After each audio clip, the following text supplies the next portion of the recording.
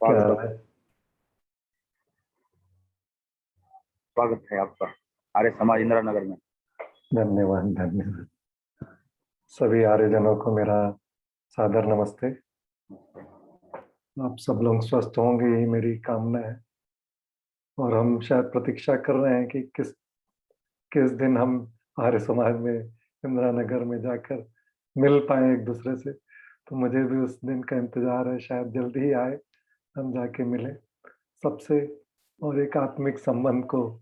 But इस मुसीबत की घड़ी में इस ऑनलाइन व्यवस्था ने भी हमें बहुत सहारा दिया है। हम एक दूसरे से जुड़े हुए हैं, हर सप्ताह हम एक दूसरे से जुड़ते हैं, ये भी बहुत बड़ा सौभाग्य है। तो सभी लोगों को नमस्ते। फिर मैं सभी लोगों से निवेदन करूंगा, जहाँ भी बैठे हैं, तो मैं अपना जो भी विचार प्रकट करूं, उसके पहले अपने आप को स्थिर कर लें, ताकि आपको भी थोड़ा फायदा हो। और कुछ जो भी है, मुझे भी कुछ अगर आप फीडबैक दे पाए तो अच्छा रहेगा। तो मैं सभी लोगों से विनती करूंगा कि अगर वो गायत्री मंत्र मन में या उच्चारण करके भी कह सकते हैं। ओम भूर्भुवः स्वः तत्सवितुर्वरेण्यं भर्गो देवस्य धीमहि धियो यो नः प्रचोदयात्।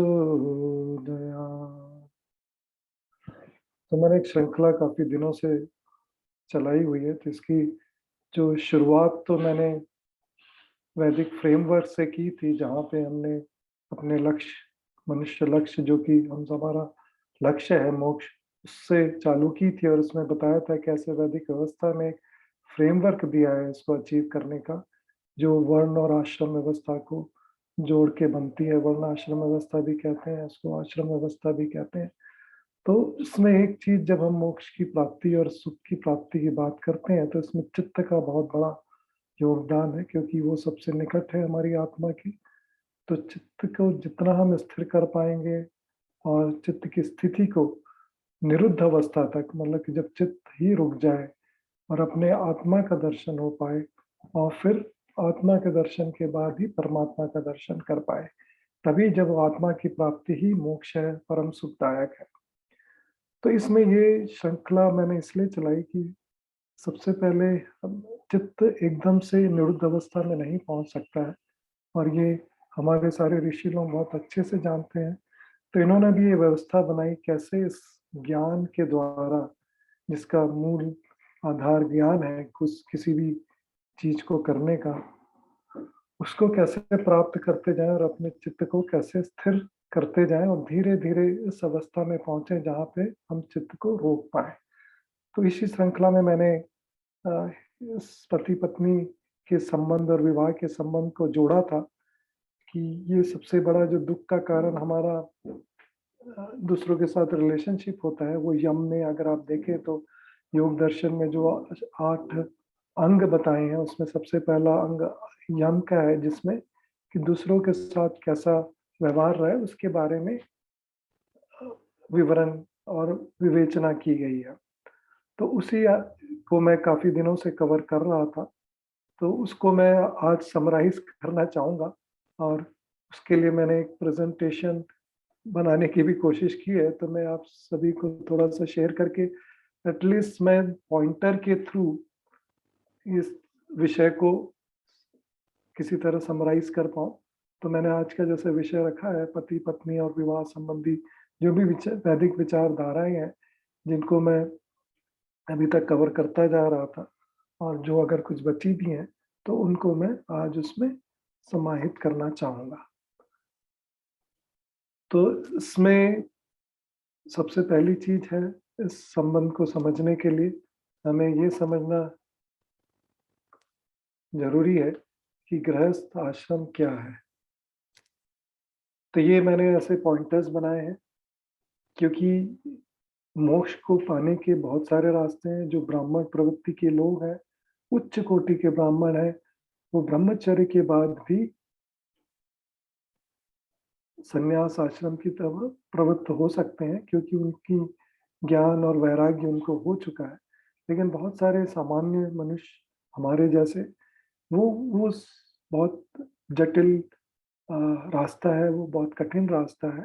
तो हमारे लिए ये भी प्रावधान है कि हम ब्रह्मचर्य आश्रम के बाद गृहस्थ आश्रम में प्रवेश करें और गृहस्थ आश्रम के द्वारा हम संन्यास आश्रम की तरफ बढ़ें। तो लेकिन इसका ये मतलब नहीं कि गृहस्थ आश्रम की कोई महत्ता नहीं है। गृहस्थ आश्रम बहुत ही महत्वपूर्ण आश्रम है। इसके बारे में मैंने कई बार विवेचना की है और ऋषि दयानंद ने इसको श्रेष्ठ आश्रम कहा है, क्योंकि ये सारे आश्रमों का आधार है। तो जितने भी और भी आश्रम है, वानप्रस्थ हुए, ब्रह्मचर्य हुए और संन्यास आश्रम, उन सब का जो भी आधार है वो गृहस्थ आश्रम है। तो ये कोई ना समझे कि गृहस्थी कोई वैसा मनुष्य है। गृहस्थी बहुत इम्पोर्टेंट, बहुत महत्वपूर्ण समाज का अंग है और गृहस्थ आश्रम में प्रवेश करना बहुत ही उत्तम व्यवस्था है और किसी को इसमें कोई संदेह नहीं रहना चाहिए कि मुझे गृहस्थ में जाना चाहिए या नहीं जाना चाहिए। ये आधार है, तो इसमें श्रेष्ठ आश्रम है। अब इसके बाद जो नेक्स्ट, ये चीज़ को समझना भी, मैंने इस चीज़ को कवर किया था, तो मैं उनको संक्षिप्त में करना चाहूँगा कि लेकिन जब गृहस्थ आश्रम में हम जाते हैं, तो उनका उद्देश्य क्या है? तो जैसे मैंने कहा कि गृहस्थ आश्रम आधार है बाकी सारे आश्रमों का, तो इसका मतलब इसका उद्देश्य भी कुछ ज़्यादा ही है, क्योंकि बाकी सारे आश्रम का उद्देश्य तो सिर्फ मोक्ष प्राप्त करने के लिए है, ब्रह्मचर्य या सीधा अगर आप संन्यास आश्रम में जाते हैं। लेकिन गृहस्थ क्योंकि आधार है बाकी सारे आश्रमों का, तो इसमें ज़्यादा मेहनत करनी पड़ती है, ज़्यादा कठिन भी है और इसीलिए यहाँ पे अगर आप देखेंगे, तो पति-पत्नी की एक टीम भी बनाई गई है। तो इसका मतलब है कि पति-पत्नी मिलके 2 लोग मिलके इस आश्रम को चलाएँ और श्रेष्ठ तरीके से चलाएँ ताकि सारी जो सामाजिक व्यवस्था है, वो सही तरह से चले। क्योंकि अगर आप देखेंगे गृहस्थ आश्रम अगर नहीं ठीक है, किसी भी समाज का, किसी भी देश का, राष्ट्र का और विश्व का, तो बहुत सारी सामाजिक समस्याएँ उत्पन्न होती हैं और हम देख ही रहे हैं, बहुत सारे देशों में ये समस्याएँ हैं, क्योंकि वहाँ पे गृहस्थ आश्रम ठीक नहीं है। और यही यही अवस्था धीरे-धीरे धीरे-धीरे हमारे भारत की भी होती जा रही है, जहाँ पे गृहस्थ आश्रम के उद्देश्य को लोगों ने ठीक से नहीं समझा है। तो यहाँ पे 3 उद्देश्य हैं, जो मैंने पहले भी बताए थे। पहला उद्देश्य तो विश्व की सेवा, कि मतलब जितने भी सारे आश्रमों का ख़्याल रखता है गृहस्थ आश्रम, तो सबकी सेवा करना भी गृहस्थ आश्रम, गृहस्थी का उद्देश्य है। उसके बाद मोक्ष का उद्देश्य तो हमेशा बना ही रहता है, तो गृहस्थ आश्रम में भी मनुष्य का वो उद्देश्य कहीं नहीं भटकता है, उसे उसके लिए भी प्रयत्न करने ही पड़ते हैं। और जो तीसरा उद्देश्य है, जो किसी और आश्रम में नहीं है, संतानोत्पत्ति, जिससे वंश आगे बढ़े, मनुष्य मनुष्य की वंश आगे बढ़े, मनुष्य जाति का भी वंश आगे बढ़े। तो संतानोत्पत्ति सिर्फ गृहस्थ आश्रम में ही पॉसिबल है और अच्छी संतान पैदा करे ताकि अच्छा समाज बने, अच्छा राष्ट्र बने, अच्छा विश्व बने। तो ये एक बहुत बड़े, ये 3 उद्देश्य हैं, इनको आधार मान के गृहस्थ आश्रम को चलाया जाता है। अब इसी में गृहस्थ आश्रम में प्रवेश करने की भी विधि है, गृहस्थ आश्रम में कैसे प्रवेश किया जाए, तो उसमें एक विवाह करके संस्कार है। जो संस्कार विधि में ऋषि दयानंद ने ये बहुत अच्छे से एक्सप्लेन किया हुआ है। तो विवाह क्या है? विवाह एक विशेष वहन, विशेष संबंध है स्त्री और पुरुष के बीच में, क्योंकि जब स्त्री-पुरुष जुड़ रहे हैं गृहस्थ आश्रम में प्रवेश करने के लिए, तो उनको एक विशेष संबंध के द्वारा ये जुड़ रहे हैं, क्योंकि कोई ऐसा, ये नैमित्तिक संबंध है, जैसे मैंने बताया था कि ये पिता-पुत्र, माता-पुत्र, इन सब का संबंध तो स्वाभाविक होता है, लेकिन ये पति-पत्नी का संबंध एक नैमित्तिक संबंध है, जिसमें आपको ये चीज़ को समझना पड़ता है, सोच चुनना पड़ता है अपने साथी को, और ये बहुत गहन विषय है, बहुत इम्पोर्टेंट विषय है और इसको अच्छे से जब तक ना समझा जाए, तो गृहस्थ आश्रम के जो उद्देश्य है, उनको हम प्राप्त नहीं कर सकते। तो विवाह एक विशेष संबंध है स्त्री पुरुष के बीच में, जो स्त्री पुरुष गुण कर्म स्वभाव से तुल्य है उनका संबंध है, ताकि वो सारे उद्देश्यों जो गृहस्थ आश्रम के उद्देश्य है उसको फुलफिल कर पाए, उनको पूर्ण कर पाए साथ में काम करके। तब इसमें जब नेक्स्ट क्वेश्चन ये आता है कि क्यों करें विवाह, क्योंकि ये आपने कई संस्कृतियों में और कई सभ्यताओं में और कई देशों में ये देखा है कि विवाह की इतनी महत्ता नहीं है। स्त्री पुरुष बहुत ही स्वतंत्र है, बहुत स्वतंत्र रिलेशनशिप है, तो वो किसी भी विशेष संबंध में नहीं जुड़ना चाहते, एक सामान्य संबंध में बना रहना चाहते हैं और कोई रिस्पॉन्सिबिलिटी नहीं लेना चाहते। और ये प्रचलन हम धीरे धीरे भारत में भी देखते जा रहे हैं। तो ये क्वेश्चन बहुत रिलेवेंट हो जाता है कि क्यों करें, विवाह करना क्या जरूरी है? तो हमारे ऋषियों ने, वेद ने और ऋषि दयानंद ने बहुत स्पष्ट तरीके से एक व्यवस्था है कि विवाह करना जरूरी है।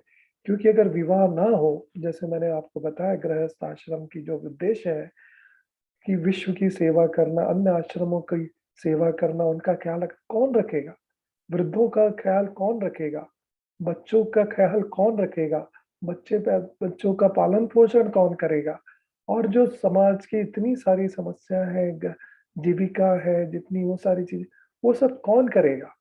ये सारी की सारी व्यवस्था चरमरा जाएगी और सारी की सारी व्यवस्था बिगड़ जाएगी। और यही हम देखते आ रहे हैं, जिस जिस देशों में विवाह का इतनी महत्ता नहीं है, वहाँ पे बहुत सारी सामाजिक समस्याएं हैं, बहुत सारे क्राइम्स हैं, बहुत सारे अपराध होते हैं।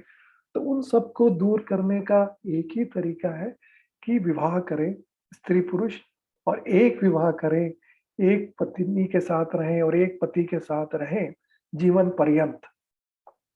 तो बहुत सारी समस्याएं वैसे ही सुलझ जाएंगी और एक उत्तम समाज बनेगा। तो विवाह करना बहुत जरूरी है। लेकिन इसमें यहाँ एक और क्वेश्चन भी आता है कि अगर मुझे अच्छा वर या अच्छा वधु ना मिले तो क्या, तो भी मैं विवाह करूं या ना करूं? तो यहाँ पे ये भी एक चेतावनी दी गई है कि ऐसा ना करें।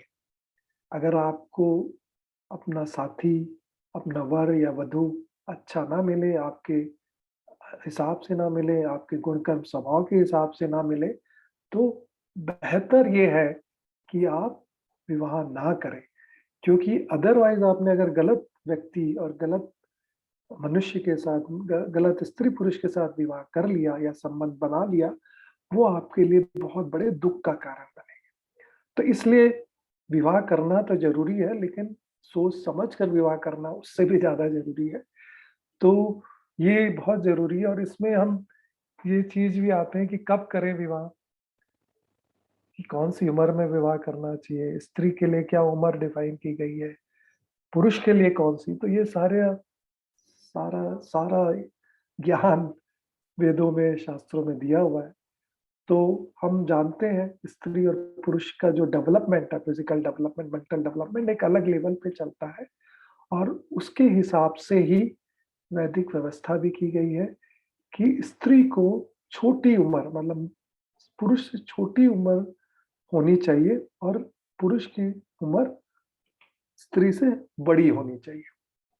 और कितनी बड़ी होनी चाहिए उसका भी प्रावधान है कि जो भी डेवलपमेंट और मैच्योरिटी, स्त्री पुरुष के जो भी डिफरेंस है डेवलपमेंट में, मनुष्य का, स्त्री और पुरुष का, उसके हिसाब से या तो 1.5 गुनी उम्र ज्यादा हो पुरुष की स्त्री से, या मैक्स टू मैक्स दुगनी हो।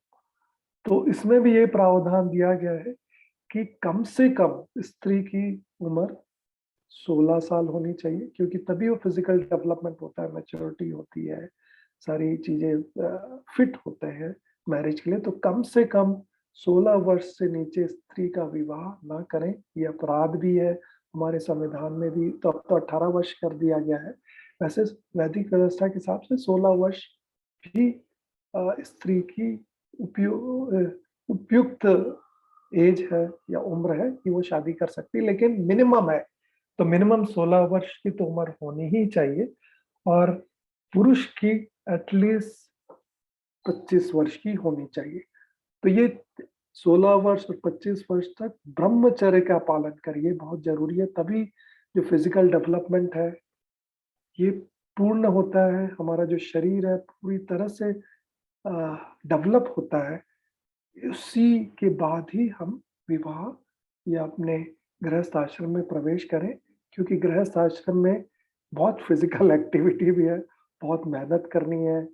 तो इसके लिए जब आप हमारा शरीर इस योग्य हो, मन इस योग्य हो, तभी हम इसमें प्रवेश करें। तो इसमें ये गाइडलाइन दी गई है वेदों के हिसाब से, मिनिमम स्त्री के लिए 16 वर्ष और पुरुष के लिए 25 वर्ष, और दोनों के बीच का जो अंतर है वो भी 1.5 गुना, मतलब स्त्री की उम्र से 1.5 गुना पुरुष की उम्र होनी चाहिए, या मैक्स टू मैक्स दुगनी होनी चाहिए। तो जो उत्तम विवाह है, उत्तम ब्रह्मचर्य है, वो 24 वर्ष की कन्या है और 48 वर्ष के पुरुष की भी वो उत्तम ब्रह्मचर्य जो पालन करते हैं, जो सारे वेदों का अध्ययन करके ब्रह्मचर्य का पालन करते हैं, तो उसमें इतना साल लग जाते हैं। तो वो बहुत ही उत्तम अ, विवाह है, उत्तम संबंध उस समय पैदा होते हैं। लेकिन हम सब सामान्य मनुष्यों के लिए तो वो भी मुश्किल है, क्योंकि उसके लिए जितेंद्रिय होना पड़ता है, अपने इंद्रियों को इतना नियंत्रण करना पड़ता है, ब्रह्मचर्य का पालन करना वो सबके बस की बात नहीं है। तो सामाजिक व्यवस्था वेदों ने कही है मिनिमम 16 साल और 25 साल पुरुष की इस तरह से करें। अब इसमें ये भी होता है कि जब हम विवाह करते हैं, तो कई बार ये होता है कब करें। आपने हमारे पौराणिक लोगों में बहुत मुहूर्त का भी बहुत ख्याल रखा जाता है कि ये दिन मुहूर्त है, साल के इन दिनों में शादी करनी चाहिए, दिन के इन समय में शादी करना चाहिए। तो ऐसा वेदों में कोई प्रावधान नहीं है, शास्त्रों में कोई प्रावधान नहीं है। सबकी सुगमता के हिसाब से हर समय मुहूर्त है, हर किसी भी समय सबकी जो भी कन्वीनियंस हो, सबकी जितनी भी सुविधा हो, उसके हिसाब से विवाह करना चाहिए, जिस भी दिन, जिस भी समय। लेकिन ये एक ज़रूर है कि विवाह दिन के समय करें।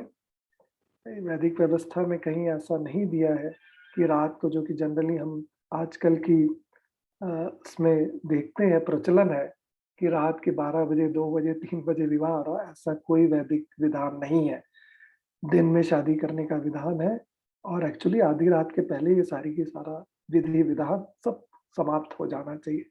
तो ये सब चीज़ें, कुरीतियाँ निकल पड़ी हैं बहुत सारी सालों से, तो उनको सुधारना ज़रूरी है, और उसके लिए, सुधार के लिए इसका ज्ञान होना ज़रूरी है कि क्या वेदों में क्या लिखा है, शास्त्रों में क्या है, जो हमारे लिए गाइडलाइन प्रस्तुत करते हैं। तो ऐसा कोई भी, सब समय सही समय है, दिन के समय, रात का समय नहीं, और इसमें विवाह करें। तो ये मैंने 4 पॉइंट को कवर किया है। अब जो 5वां पॉइंट, वो भी बहुत इम्पोर्टेंट है, क्योंकि यहीं पे बहुत सारी समस्याएँ हो जाती हैं, और जो आज की एक बहुत ज्वलंत समस्या है, बहुत सारे देशों में भी, इवन भारत में भी ये समस्या बढ़ती जा रही है, डाइवोर्स की।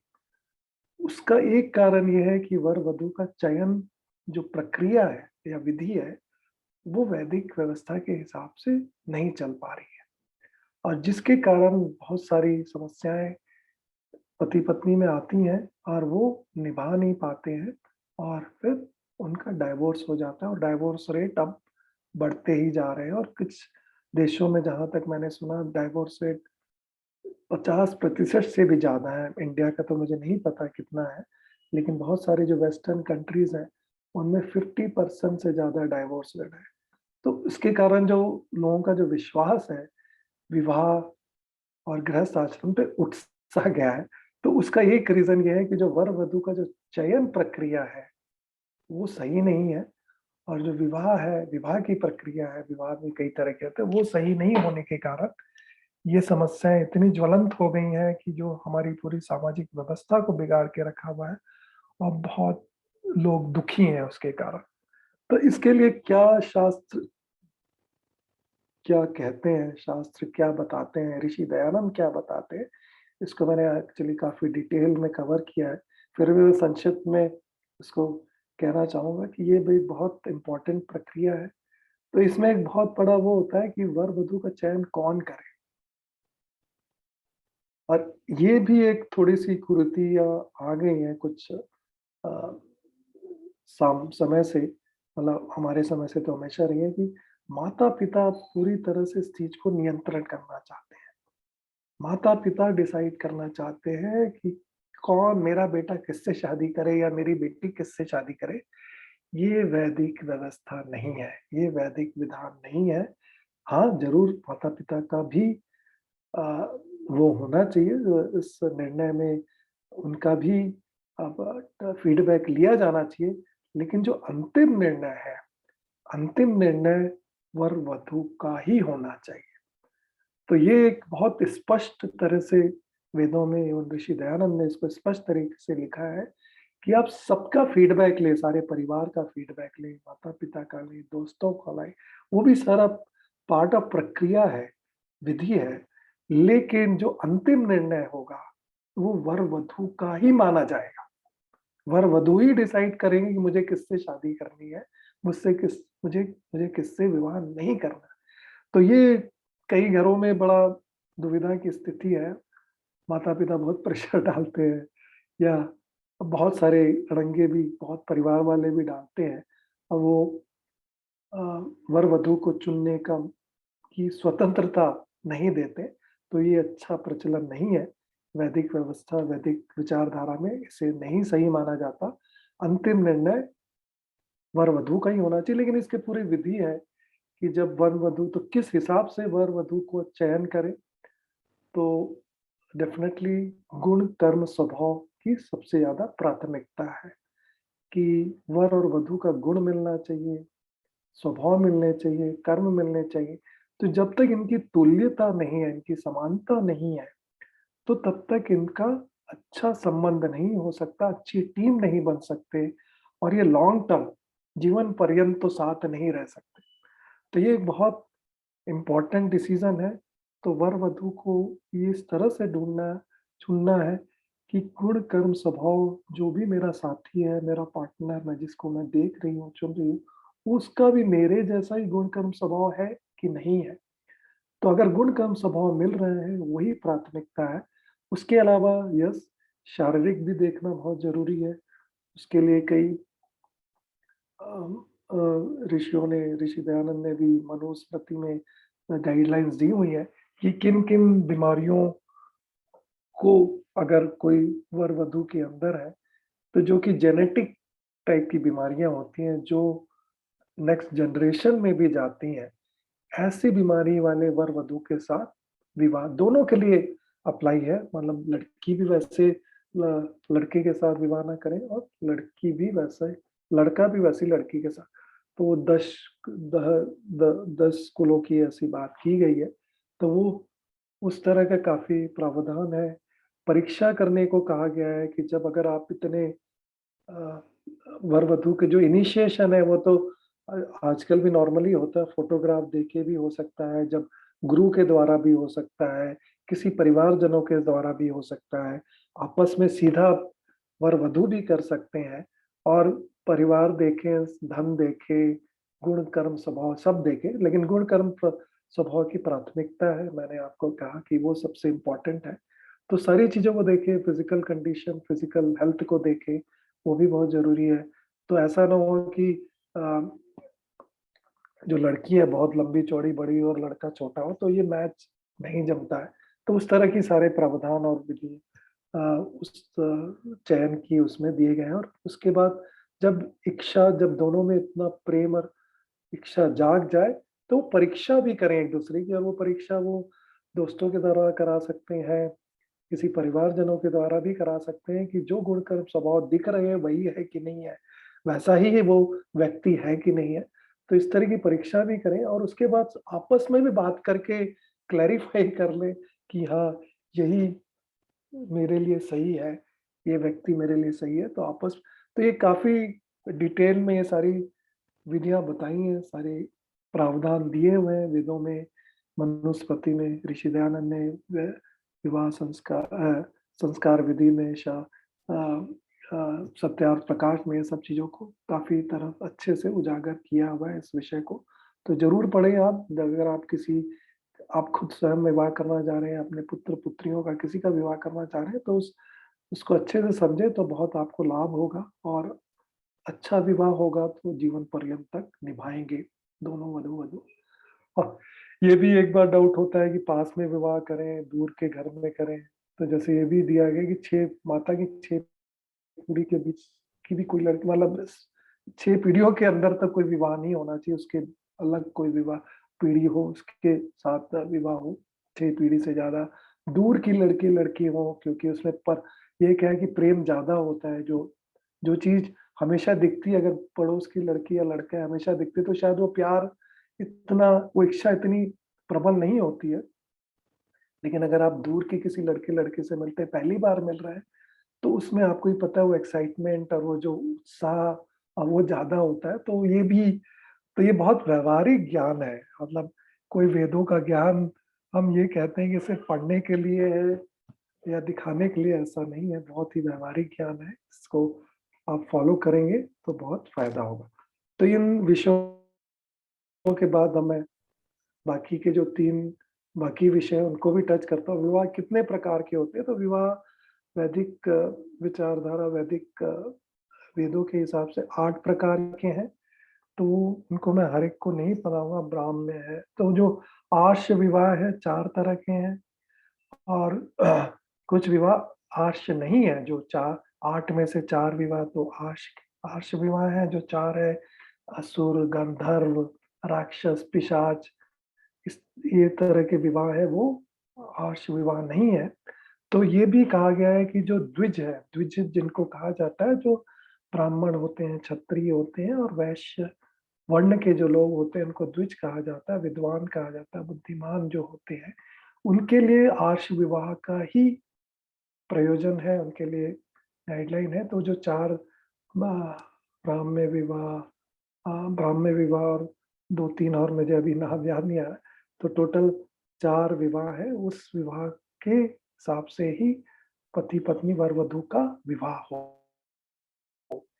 और बाकी जो 4 है, उसको द्विज लोग ना करें, विद्वान लोग उसको ना करें, और वो एक्चुअली तो राक्षसी विवाह है, जिसमें अपहरण करके या कुछ और इस तरह से विवाह किया जाता है, तो वो बिल्कुल अनार्ष है।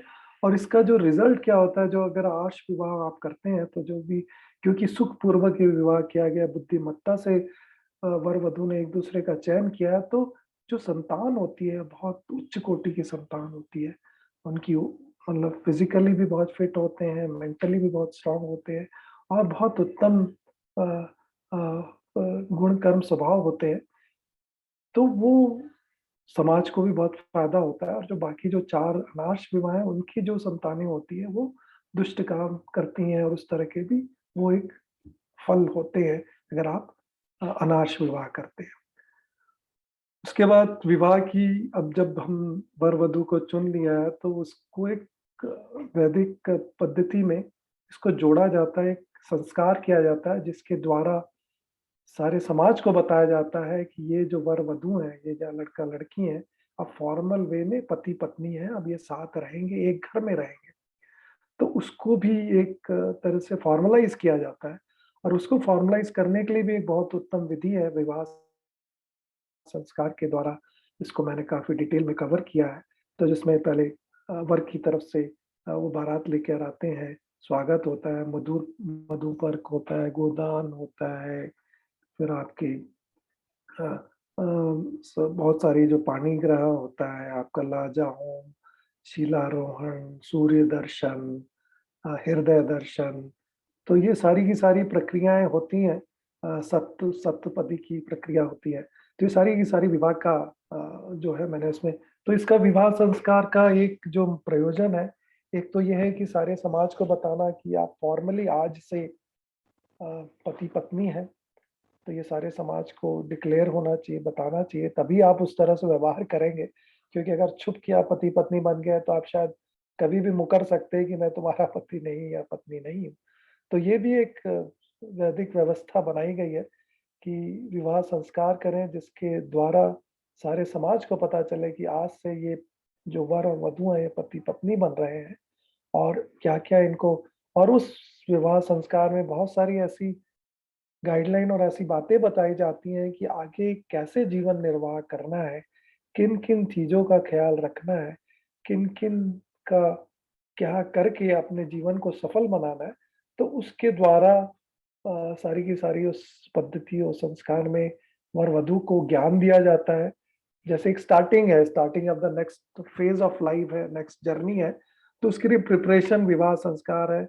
वहाँ पे ये सब चीज़ें बताई जाती हैं विद्वानों के द्वारा, अ, पुरोहित जी के द्वारा, प्रवचन के द्वारा और ये सारे संस्कार के द्वारा, ताकि जो पति-पत्नी है, जब वो पति-पत्नी के रूप में अब नेक्स्ट डे से निर्वाह करें, तो कैसे करें? तो वो सारी की सारी गाइडलाइन तो ये एक बहुत ज़रूरी है संस्कार है, जिसके द्वारा वर-वधू पति-पत्नी बनते हैं। अब फिर इसके बाद होता है कि जब अब वर-वधू पति-पत्नी बन के एक साथ रहने लग गए, तो ये भी एक सामाजिक व्यवस्था है कि पत्नी जो वधू है वो वर के घर में जाती है, तो अब उसके लिए नया घर हो जाता है। तो यहाँ पे एक बहुत इम्पोर्टेंट है कि वधू का स्वागत बहुत अच्छे से किया जाए और उस वधू को अब इस घर में ससुराल जो हम कहते हैं, उसमें बेटी का दर्जा दिया जाए। और जो माँ-बाप है, जो ससुर है, सास-ससुर है, ननदे है, देवर हम बोलते हैं, ज्येष्ठ जो भी हैं, सारे के सारे लोग इस तरह से, क्योंकि एक पूरा का पूरा चेंज है, एक नया घर है, तो जितने अच्छे से वधू का स्वागत होगा, उतने अच्छे से उसको एक्सेप्टेंस मिलेगी, वो जितनी अधिक खुश होगी, उतना अच्छा गृहस्थ आश्रम होगा। तो ये बहुत बड़ी बात है कि गृहस्थ आश्रम का जो मेन है, हालाँकि दोनों की इक्वल रिस्पॉन्सिबिलिटी है, लेकिन बहुत बड़ा चेंज है स्त्री के लिए, अपने पिता का घर छोड़ के पति के घर आती है, तो एक सब कुछ नया है और यहाँ पे अगर उसको अच्छे से स्वागत मिले और अच्छे से एक्सेप्टेंस मिले और तो वो सब अपने कर्तव्यों का अच्छे से निर्वाह करेगी और जो अच्छे से निर्वाह करेगी तो गृहस्थ आश्रम श्रेष्ठ आश्रम बनेगा। तो अब इसमें ये है कि पति का और पत्नी का क्या कर्तव्य है, एक तो इस तरह से पति को और ससुराल वालों को ये इंश्योर करना बहुत ज़रूरी है कि जब वधू आए घर में तो उसको अच्छे से एक्सेप्ट कराएँ, अच्छे से स्वागत करें, उसकी इम्पोर्टेंस और बेटी की तरह और बेटी से बढ़ के उसको रखें। तो अब तभी वो पति की भी अच्छे से सेवा करेगी, माता-पिता की भी सेवा करेगी, सारे घर वाले परिवार को खुश रख पाएगी। तब इसमें क्या कर्तव्य है, तो मैंने पिछली बार इस चीज़ को भी कवर किया था कि पति और पत्नी के बीच में भी एक डिवीज़न है, क्योंकि कि बहुत सारे काम करने होते हैं गृहस्थ में, तो कौन क्या काम करे, क्योंकि दोनों अब ये टीम भी बनी हुई है, तो पति-पत्नी के कार्य की एक वो की है, विभाजन भी किया है वेदों ने, शास्त्रों ने, कि जो बाहर के कार्य हैं जितने भी और धन और उपार्जन के जो कार्य हैं, वो सारे के सारे पुरुष करें। तो जो घर की रक्षा करना, घर की अ, धन लेकर आना, बिना धन के तो गृहस्थ चल नहीं सकता है। आपको सब चीज़ का इंतज़ाम करना है, घर का इंतज़ाम करना है, अन्न का इंतज़ाम करना है, बच्चों के स्कूल का इंतज़ाम करना है, सब चीज़ करना है, तो वो कौन लेगा वो रिस्पॉन्सिबिलिटी? तो वो रिस्पॉन्सिबिलिटी पति की है, पति के कर्तव्य है कि वो सारे जो बाहर की जितनी भी व्यवस्था है, जो भी सामान लाने, धन प उपार्जन करने, रक्षा करने की समाज से या किसी भी दुष्ट से, किसी से भी, तो वो पति करे। तो पत्नी क्या करे? तो पत्नी के कार्य का विभाजन है कि वो घर के अंदर की सारी व्यवस्था वो सँभाले। तो घर के अंदर परिवार है, तो माता-पिता जो सास-ससुर हैं, या नंद है या अगर छोटा भाई है या बड़ा भाई है, तो सबका ख़्याल रखें। सारी ऐसी व्यवस्था बनाएँ कि सब चीज़ सुचारू रूप से चले, अच्छे से जो भी जो धन है वो पति लाके पत्नी को दे, लेकिन उसका जो उपयोग है, सदुपयोग पत्नी अच्छे से करे। और ये सारी की सारी जो इंटरनल जो एडमिनिस्ट्रेशन है घर का, वो पत्नी का कर्तव्य है। तो यहाँ पे कई बार ये क्वेश्चन मैंने पिछली बार भी उठाया था कि धनोपार्जन का अगर पति का ही वो है, तो क्या पत्नी धनोपार्जन नहीं कर सकती? जो कि आजकल के व्यवस्था में हम देखते हैं। तो ऐसा वेदों में कहीं नहीं लिखा है कि कोई निषेध नहीं है कि स्त्री या पत्नी अ, धनोपार्जन नहीं कर सकती है, लेकिन जो मुख्य जो प्राथमिकता है, जिसकी रिस्पॉन्सिबिलिटी है वो पति की है। ओके, और आगे हम अगर इस चीज़ को समझेंगे, तो वर्ण के हिसाब से पति-पत्नी है, तो जो अगर पति भी ब्राह्मण है, तो पत्नी भी ब्राह्मण है, तो वो ज़रूर सहायता करे। आजीविका जब हम कमाने की बात कर रहे हैं, तो पत्नी भी सहायता कर सकती है, लेकिन जो मुख्य रिस्पॉन्सिबिलिटी है, वो पति की है। कि ये ना हो कि पति निठल्ला बैठ जाए, बोले मैं तो नहीं कमाऊँगा, तू कमा के लेकर आ और तू ही घर चला। तो ये व्यवस्था बिल्कुल नहीं है वेदों में। ये स्पष्ट है कि पति की ये रिस्पॉन्सिबिलिटी है, अगर पति इस योग्य नहीं है, तो वो अयोग्य है और ऐसे पति के साथ निर्वाह भी नहीं किया जा सकता और ऐसे वर के साथ शादी भी नहीं की जा सकती।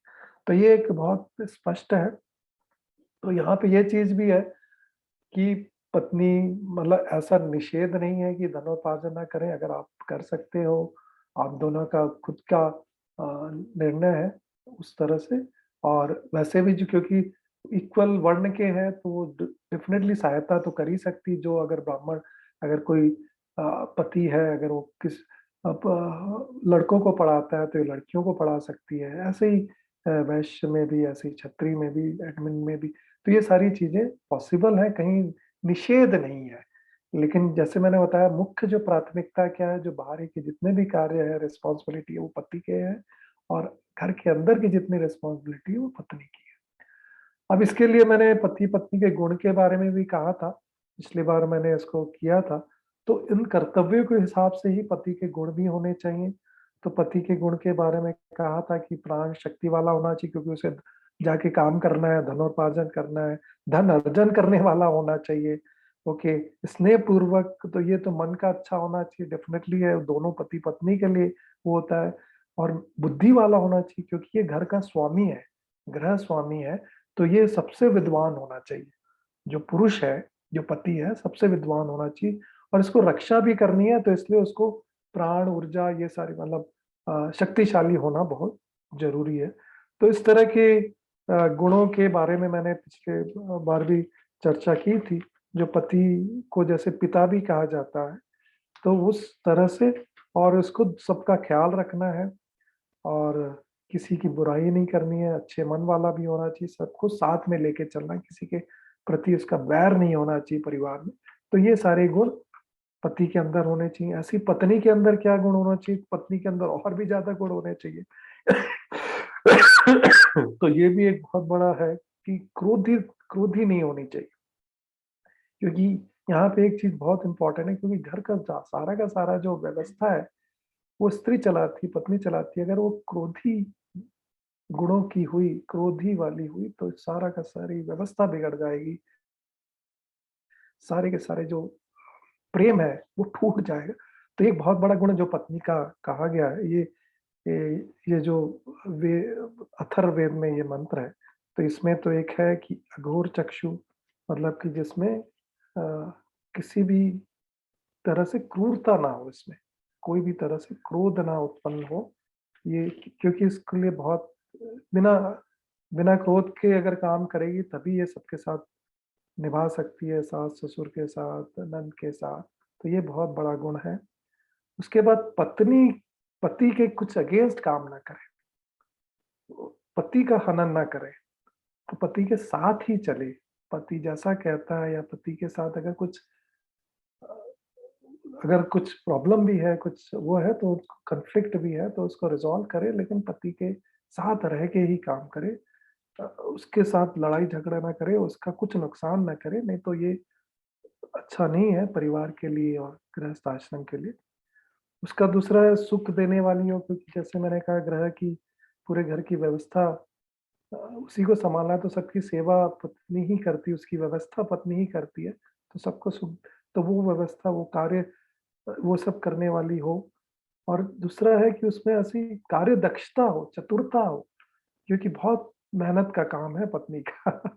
घर के अंदर सँभालना, सारी व्यवस्था को सँभालना, सारे लोगों को सँभालना, तो ये बहुत मुश्किल का काम है। तो ये चीज़ें जो है, इसमें बहुत दक्षता लगती है, बहुत मेहनत लगती है। तो पत्नी को कार्यदक्ष होना चाहिए, बहुत फुर्तीला, बहुत क्या कहें कि आपको काम करने में उसको सुख आना चाहिए। ऐसा ना हो जाए कि आलसी हो कि अरे नहीं मैं ये इतना नहीं कर सकती, तो वो घर की व्यवस्था पूरी चरमरा जाएगी और बहुत दुःख का कारण बनेगी। तो इस तरह की चीज़ें पत्नी के लिए बहुत है। उसके बाद संतान उत्पत्ति, वीर वीर संतानों को उत्पन्न करने वाला गुण होना चाहिए। तो ये भी बहुत स्पष्ट है कि क्योंकि संतानोत्पत्ति तो स्त्री से ही पॉसिबल है। तो वीर संतानों को तो इस तरह से अपना आचार-विचार रखे, आहार-विहार रखे कि जो पुत्र या पुत्री उत्पन्न हो, वो वीर हो, तभी वो श्रेष्ठ होंगे। तो इस तरह के सारे गुण अ, पत्नी में, जो कि माता भी कहा जाता है, में होने चाहिए। तो इस तरह के गुण ही उन सारे कामों, कर्तव्यों को पूर्ण करने में सहायता करेंगे। तो पति-पत्नी का रिश्ता कैसा होना चाहिए? प्रेम पूर्वक डेफ़िनेटली। अगर पति-पत्नी में प्रेम नहीं है तो गृहस्थ आश्रम, घर टूट जाता है, चल ही नहीं सकता है सीधी-सी। और वो प्रेम कैसा हो, वो संबंध कैसा हो, मैं सिर्फ़ एक एग्ज़ाम्पल देना चाहूँगा, पानी के जैसा हो। पानी अगर आप 2 पानी को मिलाएँगे, आप पता ही नहीं चल पाएगा कि ये अलग है। इसका मतलब भले 2 शरीर हो लेकिन एक जान हो। ये शायद हमने इस तरह के बहुत सारे मूवीज़ में ऐसे डायलॉग सुनते हैं, लेकिन ये ही सच्चाई है। और इसमें यहाँ पे ऐसा रिश्ता जब तक ना हो, तो ये आपका गृहस्थ सफल भी नहीं हो सकता। तो ये प्रेम पूर्वक निर्वाह करना है। और सबसे अच्छा जो संबंध जो मैंने पर्सनली देखा है और मैं इस चीज़ को फ़ॉलो करता हूँ, मानता हूँ कि मित्र जैसा संबंध हो, मित्र जैसा रिश्ता हो पति-पत्नी का। क्योंकि मित्र ही एक ऐसा होता है जो हर तरह से निस्वार्थ भाव से आपकी मदद करता है। आपके गुण, आपकी कमियों को जानता है, फिर भी आपके साथ रहता है, निर्वाह करता है। ओके, और आपको सुधारने की ऐसी कोशिश नहीं, आपको हेल्प ज़रूर करता है, लेकिन आपको नीचा कभी नहीं दिखाता है, आपकी रिस्पेक्ट करता है।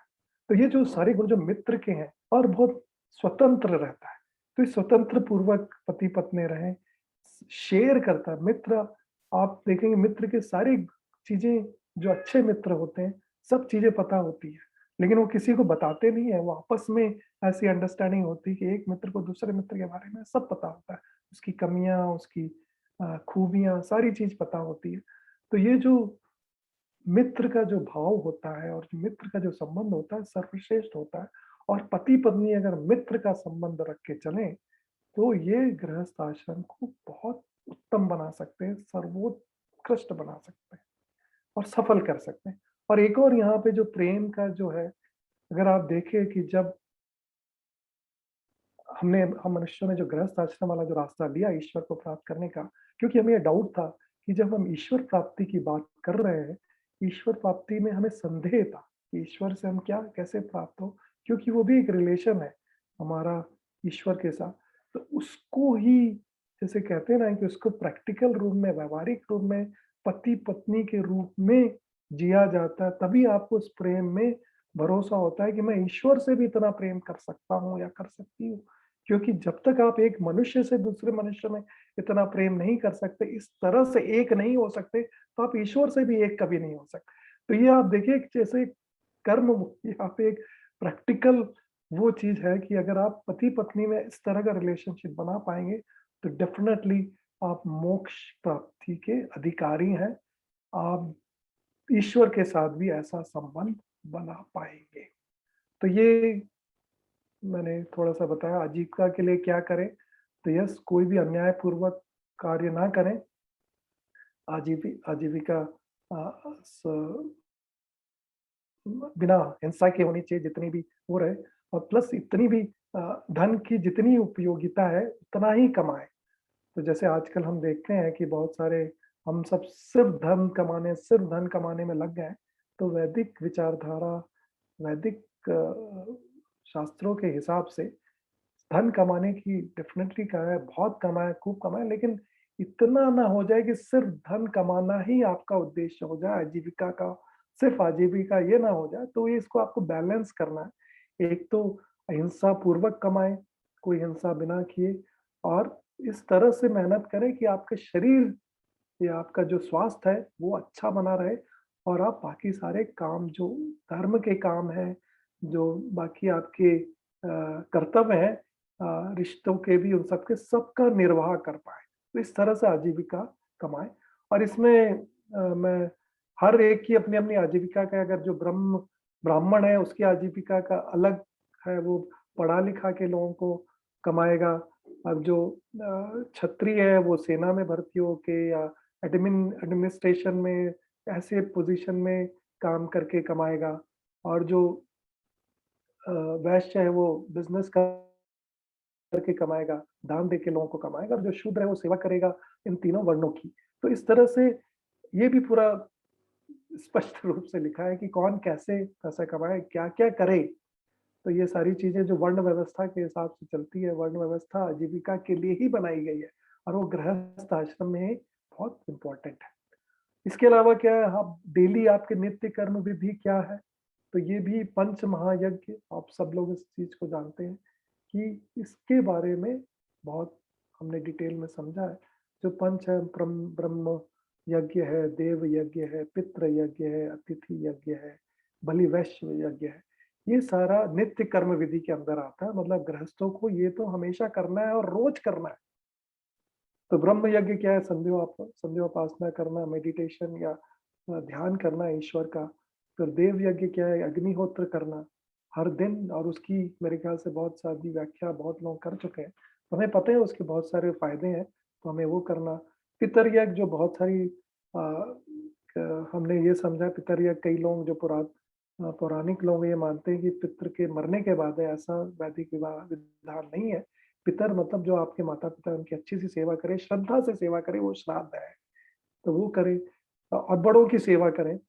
जो अतिथि यज्ञ है, अतिथि भी बड़ा वो है कि हर किसी को अतिथि नहीं कहा जाता, सिर्फ़ ब्राह्मण को अतिथि कहा जाता है, जो आपको आके आपके घर में कभी भी आ सकता है, 1 रात से ज़्यादा ना रुके और वो कभी भी आ सकता है बिना बताए इसलिए अतिथि है, बिना तिथि जिसकी ज्ञात नहीं है।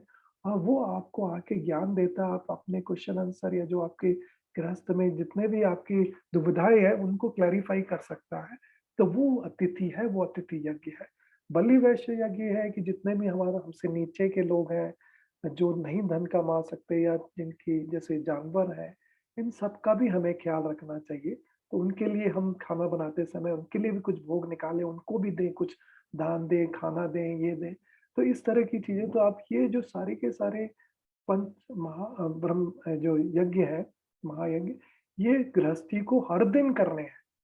यही उद्देश्य को हमारे उद्देश्य की तरफ ले जाएँगे और ये करने के लिए ये का करने से प्रावधान ये है कि हमारे उद्देश्य से हम विचलित नहीं होंगे, हमारे उद्देश्य की तरफ बढ़ते जाएँगे। मोक्ष प्राप्ति के लिए भी हमें हर तरह के लोगों का ख्याल रखना है। विश्व सेवा का उद्देश्य भी जब आप सब लोगों की ब्राह्मण को, वानप्रस्थी को, सबकी आप सेवा करेंगे तभी ये तो पंच महायज्ञ का ये जो प्रयोजन है, वो डेली नित्य कर्म विधि है। अब बाकी के जो कुछ विषय हैं मैं जल्दी में करना चाहूँगा। हालाँकि ये कि स्त्री का बहुविवाह होना चाहिए कि नहीं, तो ये नहीं प्रावधान है। वैदिक विधान के हिसाब से एक ही विवाह का प्रावधान है, लेकिन कुछ स्थितियों में अगर विवाह होता है और कोई संयोग नहीं होता है पति-पत्नी के बीच में, तो वो कर सकते हैं पुनर्विवाह, लेकिन वो शूद्रों में या मतलब ब्राह्मणों और क्षत्रियों और उसमें द्विज लोगों में नहीं, वो क्या है तो शूद्र लोग तो शूद्र जो वर्ण के हैं, वो कर सकते हैं। तो लेकिन इसमें दोष क्या है पुनर्विवाह क्यों नहीं वैदिक व्यवस्था में माना गया है, जो कि आजकल बड़ा प्रचलन में दिखता है। एक तो ये है कि अनेक विवाह एक साथ नहीं हो सकते कि ऐसा ना हो कि आपकी एक पत्नी है, उसके बाद किसी और से भी तो वो तो बिल्कुल निषेध है और जैसे मैंने बताया एक के मतलब अगर इन केस पुनर्विवाह उस समय पॉसिबल है जब अगर संयोग नहीं हुआ है पति-पत्नी का तो वो फिर से विवाह कर सकते हैं किसी और वर या वधू के साथ, लेकिन वो भी शूद्रों या जो ब्राह्मण है अगर है तो शूद्र के साथ इस तरह से उसमें विधान किया हुआ है। तो पुनर्विवाह क्यों दोष माना गया है कि अगर हम इस तरह से माने कि मैं किसी के साथ कभी भी छोड़ के कभी भी शादी कर लूँ, तो हमारे जो पति-पत्नी का जो प्रेम का संबंध है, वो कभी बहुत अडिग नहीं हो पाएगा, हमेशा डिगा रहेगा। थोड़ी-सी भी प्रॉब्लम हो तो हम टूट जाएँगे, किसी और के साथ चले जाएँगे या वो तो ये जो कई इसमें और जो पूरा का पूरा जो व्यवस्था है कि अगर आप एक परिवार को छोड़ के दूसरा विवाह करते हैं तो उस परिवार उसमें ये माना जाएगा कि आप सिर्फ़ किसी फ़ायदे के लिए आपने उसको छोड़ा है। तो बहुत सारी ऐसी समस्याएँ आ जाएँगी तो जिसके कारण ऐसा प्रावधान वैदिक व्यवस्था में नहीं है। वैदिक व्यवस्था के हिसाब से क्योंकि जो उद्देश्य है मोक्ष प्राप्ति करना, विश्व सेवा करना और उसके और अगर आपने अच्छी विधियों से सारे अच्छे से वर-वधू को चयन करके किया तो एक्चुअली आपको पुनर्विवाह की ज़रूरत भी नहीं है। तो ये अ, हमा वैदिक व्यवस्था में पॉसिबल एक्चुअली नहीं रिकमेंडेड है, द्विज लोगों के लिए जो द्विज है विद्वान लोग।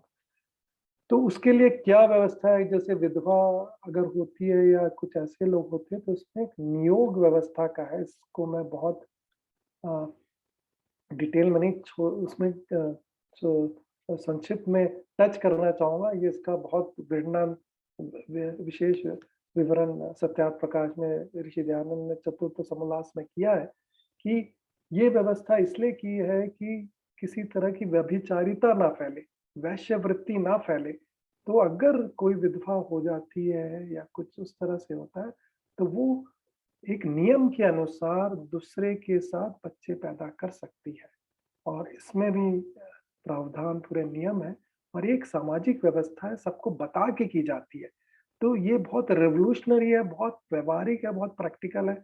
हम में से शायद बहुत लोग इस चीज़ को एक्सेप्ट ना कर पाएँ, लेकिन ये बहुत व्यावहारिक व्यवस्था ऋषि दयानंद ने भी इसको काफ़ी अच्छे से बताया, तो आप उसमें डिटेल लेकिन ये है कि ब पुनः पुनः बहुविवाह की व्यवस्था नहीं है, बट नियोग की व्यवस्था है। तो ये इसकी आप समझ सकते हैं इसको सत्यार्थ प्रकाश में और डिटेल करके।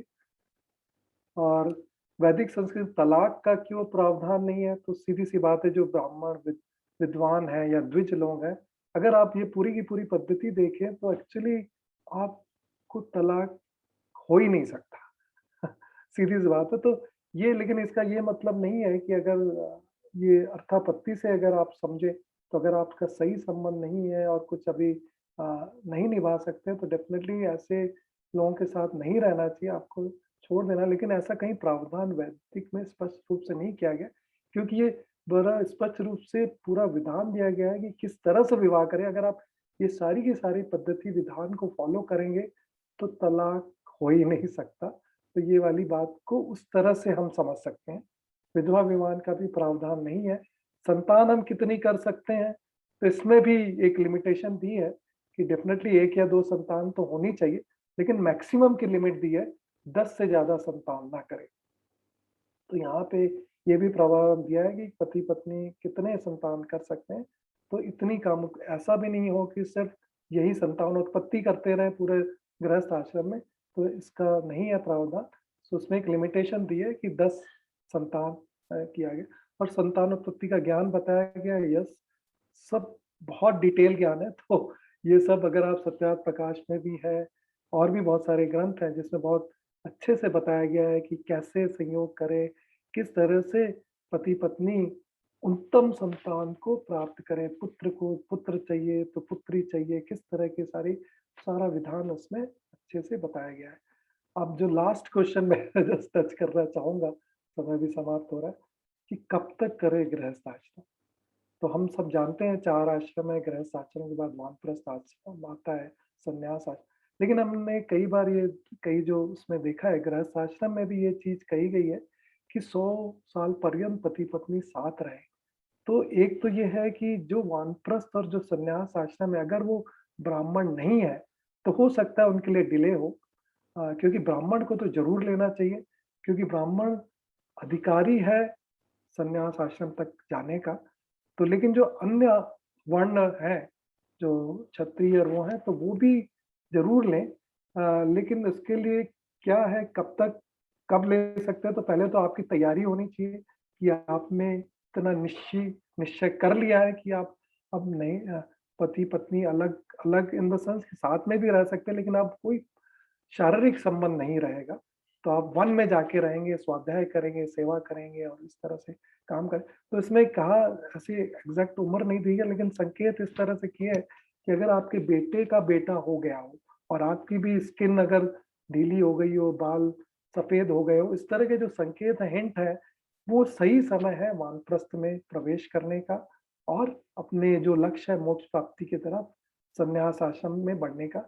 लेकिन ये एक व्यवस्था अगर आप देखेंगे तो अगर जब वानप्रस्थ अगर हम वानप्रस्थ जो लेता है अगर वो क्षत्रिय और या शूद्र क्षत्रिय और वैश्य है, तो वो उस प्रिपरेशन है कि कैसे वो ब्राह्मण बने ताकि संन्यास तो वही ले सकता है जो ब्राह्मण बने, तो वो जो वर्ण को भी चेंज किया जाता है इस तरह से और संन्यास आश्रम में अंत में प्रवेश करके मोक्ष की प्राप्ति की जा सकती है। तो ये मैंने बहुत सारी चीज़ें संक्षिप्त में बहुत जितने मुझे मैंने स्वाध्याय कर पाया मैंने आपके सामने प्रकट की।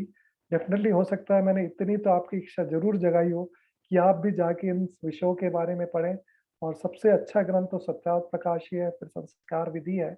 इन सबको अगर आप और मनुस्मृति, अगर आप ये 3 ग्रंथों को ही अगर अच्छे से पढ़ पाएँगे तो बहुत आपको क्लैरिटी मिलेगी और इन सब अपने गृहस्थ आश्रम को आप उन्नत, उत्तम और उत्कृष्ट बना पाएँगे। धन्यवाद। ओम नमस्ते जी। नमस्ते जी, नमस्ते। कैसे हैं आप? बस बढ़िया, आप कैसे हैं? ठीक है। मिल आप कभी सबका आर्य समाज में अभिनंदन करते हुए इस साप्ताहिक सत्संग में आपके सुंदर स्वास्थ्य की कामना करती हूँ। आशीष जी का धन्यवाद करती हूँ कि उन्होंने अपने इन लेक्चर्स में गृहस्थ आश्रम की इन सीरीज को लेकर अच्छे से उस पर प्रकाश डाला कि गृहस्थ आश्रम का क्या उद्देश्य है, क्या उसकी महत्ता है, किस प्रकार से विवाह जो है ये विशेष रूप से जीवन का वहन करना है और ये कोई it's not a child's play. और शायद यही वजह है कि महर्षि दयानंद ने गृहस्थ आश्रम को श्रेष्ठ आश्रम बताया, क्योंकि इसी आश्रम के ऊपर जो तीनों आश्रम और हैं, ब्रह्मचर्य, वानप्रस्थ और संन्यास, वो आश्रित हैं। उन सब का वहन करने की जिम्मेवारी गृहस्थी के ऊपर ही दी गई है और वो तभी हो पाएगा अगर उत्तम तरीके से, जैसा कि हमारी वैदिक व्यवस्था में प्रावधान है कि उस तरह से विवाह से पहले उनके गुण कर्म स्वभाव को देखते हुए उसका चयन किया जाए और फिर उसके अनुसार ही उस व्यवस्था को हर कदम पर, अगर मैं कहूं तब भी it won't be an exaggeration, कि हर कदम पर सावधानी बरतते हुए अगर हम अपने आप को उस वैदिक व्यवस्था में ढाल पाते हैं, तो जैसा कि आशीष जी ने कहा कि फिर तलाक का तो कोई स्कोप ही नहीं रहता। जब हम एक दूसरे को समझ लेते हैं और जैसा कि उसमें एक, जब ये प्लेज लेते हैं विवाह संस्कार में, और वो कैसी प्लेज होती है कि जैसे पानी दो बर्तनों का इकट्ठा कर दिया जाए या दो जगह से लेकर इकट्ठा किया जाए, तो कोई नहीं जान सकता ये पानी गंगा का है, यमुना का है या कावेरी का है। पानी तो पानी ही है। इसी तरह अगर विचारों में इतना समन्वय हो जाए, जो आज की हालात में काफी कठिन जरूर दिखाई देता है, पर नामुमकिन नहीं है। कठिन है, नामुमकिन नहीं है। एफर्ट्स करते रहे, जागरूक रहते रहे। ठीक है, थोड़ा थोड़ा खट्टा मीठा अनुभव चलता रहता है, पर उस खट्टे मीठे का भी अपना ही एक है। खटास के बाद जब मीठा लो तो अच्छा लगता है। तो इस तरह से अपने जीवन को हम वैदिक व्यवस्था के अनुसार ढालकर उत्तम संतान, जिससे उत्तम समाज बने, उत्तम राष्ट्र बने और हम देश को कुछ, समाज को कुछ दे पाए, क्योंकि हमने अब तक समाज से लिया ही लिया है। तो गृहस्थी की एक ये कर्तव्य बन जाता है कि वो समाज को कुछ दे भी। तो उम्मीद करती हूँ कि सबके लिए बहुत लाभप्रद रहा होगा और हम और डिटेल्स में गृहस्थ आश्रम के बारे में जानने के लिए सत्यार्थ प्रकाश और एक और बुक का भी रेफरेंस जो दिया था महात्मा प्रभु आश्रित जी की गृहस्थ प्रवेश और गृहस्थ सुधार।